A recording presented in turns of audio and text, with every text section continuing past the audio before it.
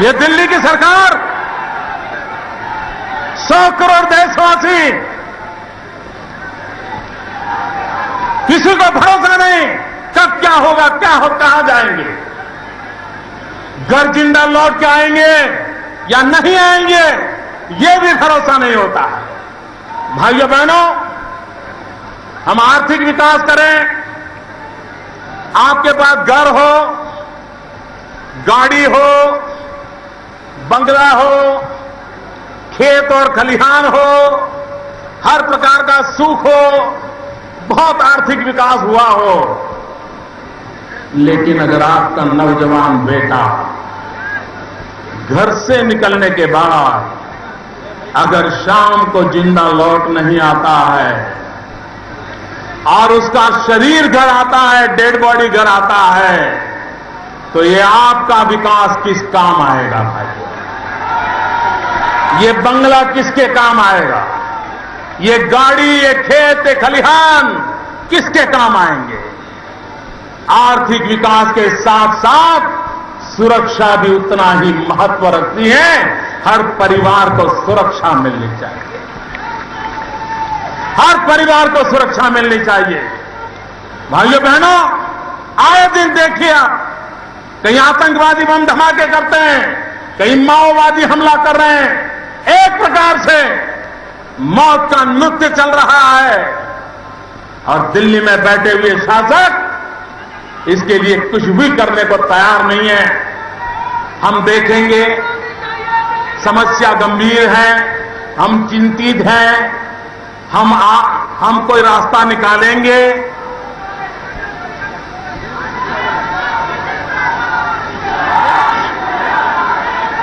हम कोई रास्ता निकालेंगे। इसी बयानों के सिवाय, एक रटे रटाए कुछ वाक्यों के सिवाय कोई कठोर कदम दिल्ली की सल्तनत नहीं उठा रही है। भाइयों बहनों, मुंबई में इतना बड़ा आतंकवादी हमला हुआ, कसाब को पिछले 1 साल से संभाला जा रहा है, उसकी बड़ी मेहमान नवाजी हो रही है। अभी कोर्ट ने जजमेंट दिया और 4 दिन पहले भारत सरकार ने हिंदुस्तान भर में अलर्ट दिया कि कसाब को छुड़वाने के लिए शायद हिंदुस्तान में कोई विमान हाईजैक हो जाएगा और इसलिए विमान तट पर सारी व्यवस्थाएं चौकन्नी कर दीजिए। अरे भाई, इसके बजाय उस काम को पहले पूरा करो जो न्यायपालिका ने आपको कहा है। राज्यों को सूचनाएं दे रहे हैं, राज्यों को बताया जा रहा है विमान हाईजैक हो जाएगा। क्यों? कसाब को छुड़वाने के लिए कुछ कदम उठाए जाएंगे।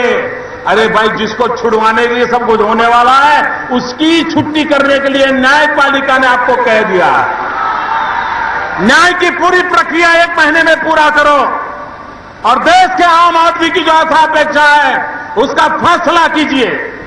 भाइयों बहनों, आज चारों तरफ गुजरात के विकास की चर्चा हो रही है। आज गुजरात में जाइए, कोई गांव ऐसा नहीं है जहां 24 घंटे बिजली न मिलती हो। मित्रों, गुजरात के अंदर बिजली जाना ये क्या चीज है, गुजरात के लोगों को पता नहीं है। पहले ऐसा नहीं था। मुझे याद, मैं जो मुख्यमंत्री बना तब लोग मुझे कहते थे कि मोदी जी, कम से कम शाम को भोजन करते समय बिजली मिले, इतना प्रबंध कर दीजिए। वो हाल थे।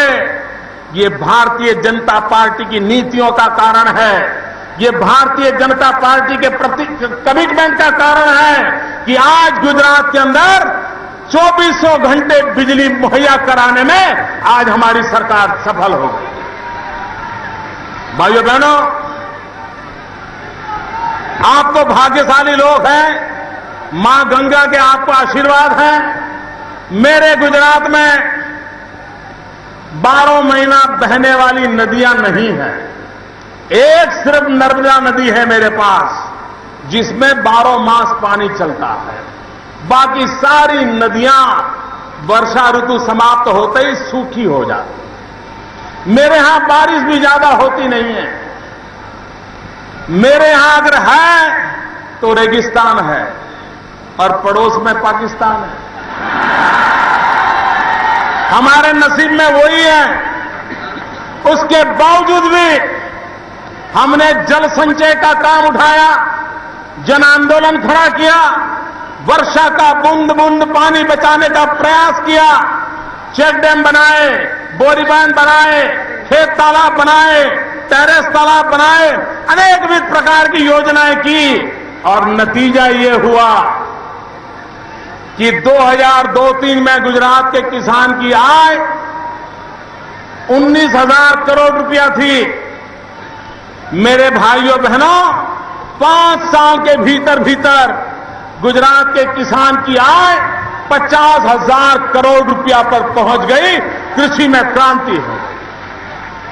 मेरे राज्य में कपास की खेती होती है, कॉटन की खेती होती है। मेरे राज्य में 5 साल पहले 23 लाख गांठ कपास पैदा होता था। 23 लाख गांठ। इस वर्ष 1 करोड़ 23 लाख गांठ कपास गुजरात की धरती पर पैदा हुआ है। भाइयों बहनों, आंध्र में कॉटन का कपास की खेती होती है, महाराष्ट्र में कपास की खेती होती है, गुजरात में कपास की खेती होती है। लेकिन आंध्र का किसान आत्महत्या करता है, महाराष्ट्र का किसान आत्महत्या करता है, लेकिन गुजरात का किसान चीन के बाजार में जाकर के अपना कपास डंके की चोट पर बेच करके आता है। अगर विकास का मंत्र लेकर के चलें तो हम परिस्थितियों को पलट सकते हैं। भाइयों बहनों, गुजरात के पास कोयला नहीं है। हमें कोयला बिहार और झारखंड से लेके जाना पड़ रहा है। उसके बावजूद भी मेरे यहां सबसे ज्यादा बिजली का आज उत्पादन हो रहा है और हम हिंदुस्तान के और राज्यों को बिजली दे सकते हैं। मेरे गुजरात के पास डायमंड की एक भी खदान नहीं है, हीरे की कोई खदान नहीं है। लेकिन आज दुनिया में 10 में से 8 डायमंड, दुनिया के किसी भी व्यक्ति के शरीर पर अगर डायमंड हो गए, कितना ही बड़ा नट क्यों न हो, कितना ही बड़ी नटी क्यों न हो, उसके शरीर पर अगर डायमंड है तो आप लिख के रखना 10 में से 8 डायमंड वो होंगे जिस पर किसी गुजराती का हाथ लगा होगा। हमारे पास नहीं है खदान, लेकिन हमने स्थितियों को बदला है। मित्रों, गुजरात एक प्रदेश ऐसा है, मेरे पास कोई आयरन ओर नहीं है। लोहा बनाने के लिए जो कच्चा माल चाहिए वो मेरी गुजरात की धरती पर नहीं है, हमें यहां से ले जाना पड़ता है। लेकिन आज हिंदुस्तान में सबसे ज्यादा लोहा उत्पादन करने वाला राज्य गुजरात बन गया है। मित्रों, अगर पसीना बहा करके काम करे, राज्य और देश की भलाई के लिए काम करे, तो कितना बड़ा परिवर्तन आ सकता है वो आज गुजरात के अंदर ये जो औद्योगिक विकास हुआ है उसको आप देख सकते हो। भाइयों बहनों, शिक्षा के क्षेत्र में हमने क्रांति की। 5 साल के भीतर भीतर 15 से ज्यादा नई यूनिवर्सिटियों का निर्माण किया है। गांव गांव आरोग्य की सेवाओं को उपलब्ध करा दिया है। अगर विकास का रास्ता चुनते हैं भाइयों, तो सामान्य से सामान्य मानवी के सुख की गारंटी होती है। और भाइयों बहनों, मैं आज आपको विश्वास दिलाने आया हूं, गुजरात ने जिस प्रकार से कदम उठाए हैं, गुजरात ने जिस प्रकार से परिणाम प्राप्त किया है, वो दिन दूर नहीं होगा।